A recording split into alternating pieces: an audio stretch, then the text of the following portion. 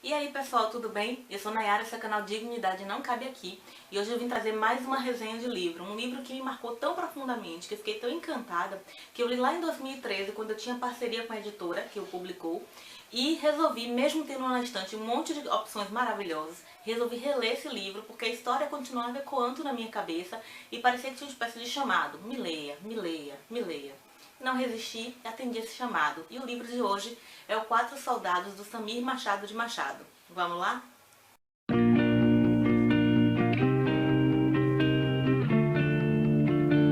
Como o nome já diz, Quatro Soldados conta a história de quatro homens que por algum motivo acabaram parando no exército ou tendo uma passagem por esse lugar tão complicado que é o lar para uns, que é o inferno para outros, né? E cujas histórias aparecem aqui, desfilam nessas páginas, e que aparentemente não tem nada a ver uma com a outra, mas que a gente vai descobrindo através da escrita maravilhosa do Samir Machado de Machado, que sim, as histórias estão completamente ligadas.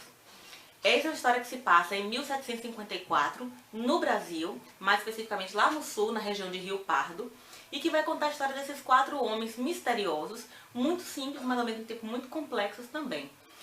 A gente tem aqui a história do Licurgo, que é um jovem de 16 anos que vai parar no exército com essa idade, ou seja, muito jovem, mas que talvez tenha sido a melhor opção ou a única opção para a vida dele, que andava bem complicada. Aliás, foi complicada desde sempre, desde o nascimento dele, que teve um evento extremamente marcante nesse momento. O Licurgo vira um alferes, que é uma posição, digamos, mais baixa no exército, e isso vai fazer com que ele passe por experiências, digamos, curiosas.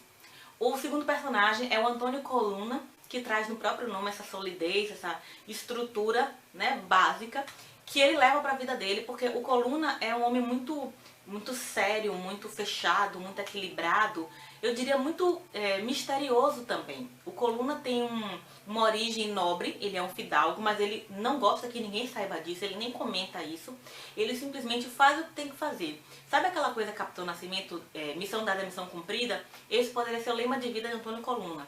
Ele tem uma missão, ele tem um trabalho, ele é um capitão do exército e ele faz o trabalho dele como tem que ser feito.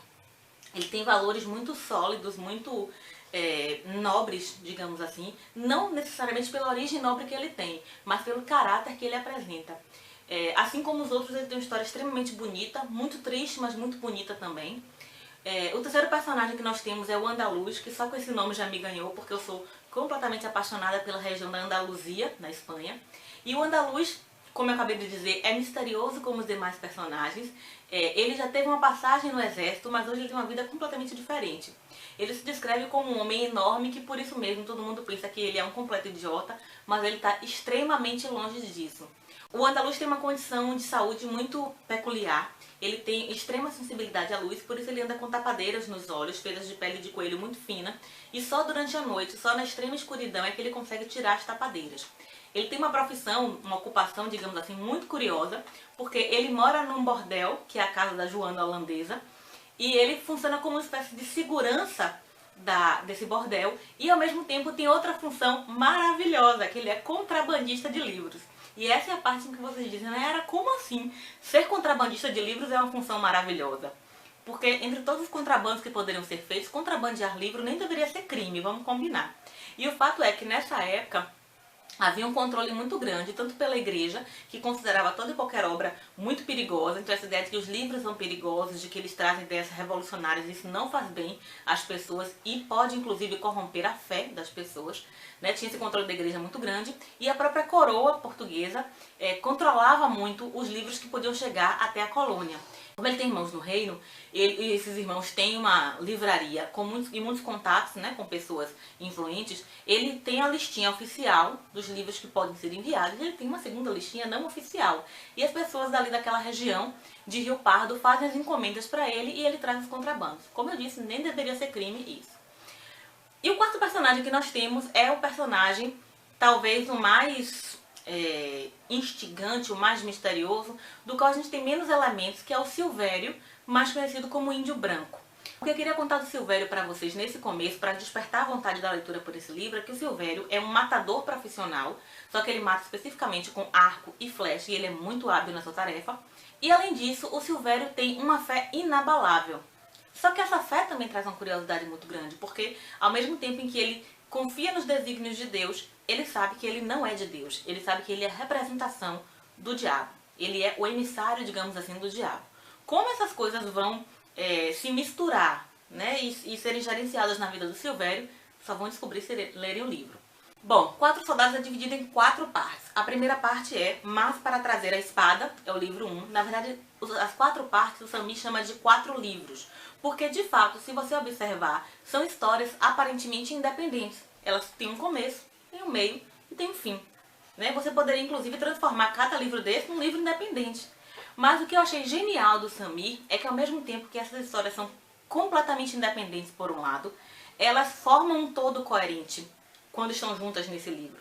Então, quando você lê Mas para Trazer a Espada, que mostra a história do Licurgo, quem ele é, né, quais relações ele tinha, qual é a personalidade dele, como é que ele foi crescendo e perdendo um pouco da ingenuidade, mas conservando a ingenuidade na medida certa para ter o caráter que ele tem hoje.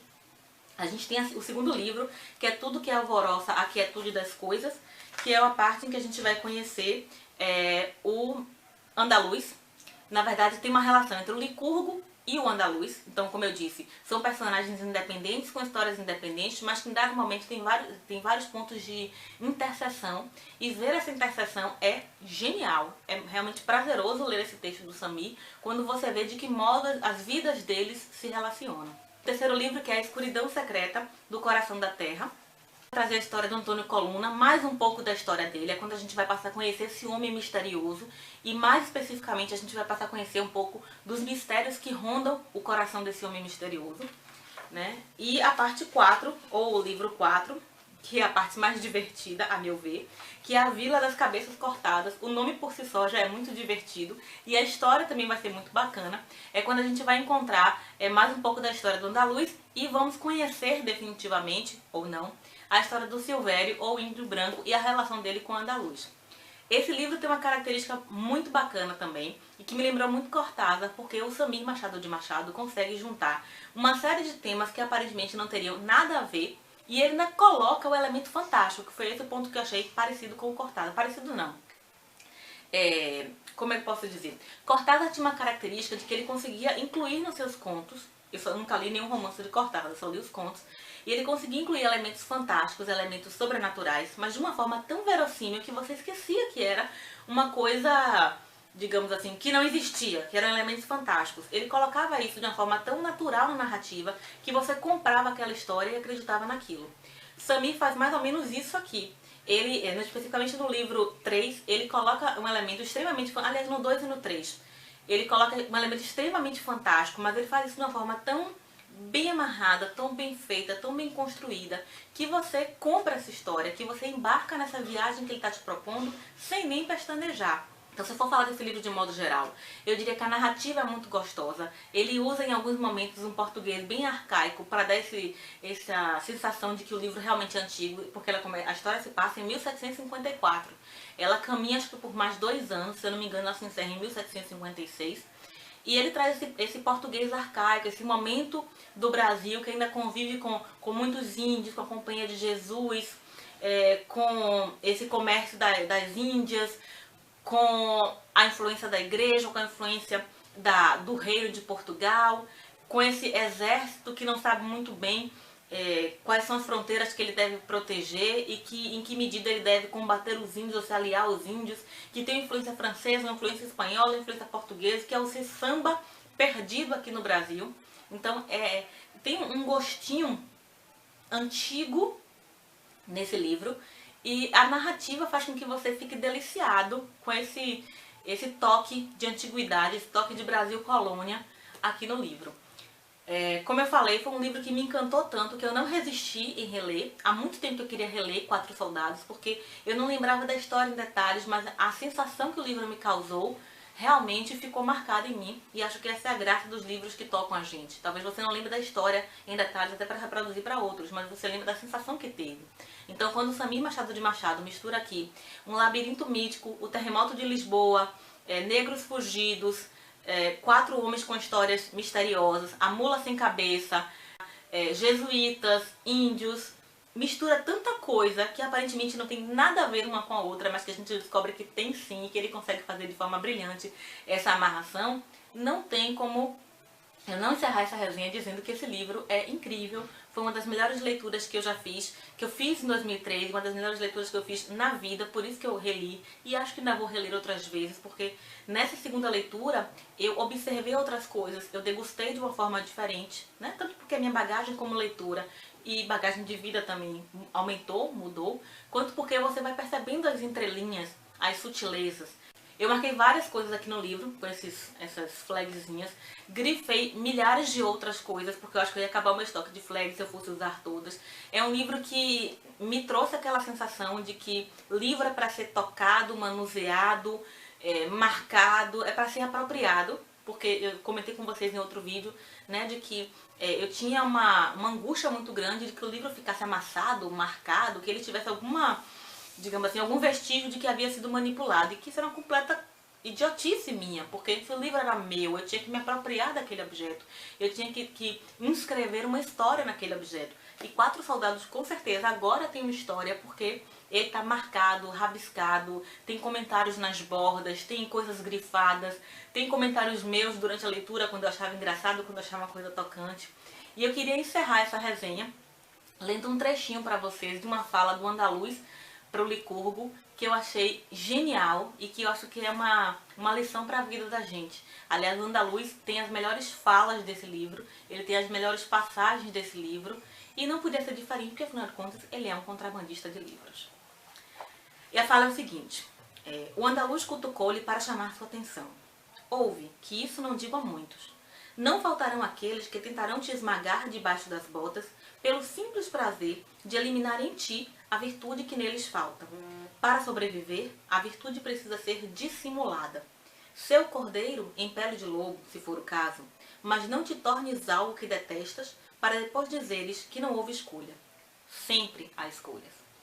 É isso, a indicação de hoje é Quatro Soldados, um livro maravilhoso que eu gostaria muito que vocês lessem. Se já leram, deixem aqui nos comentários o que vocês acharam.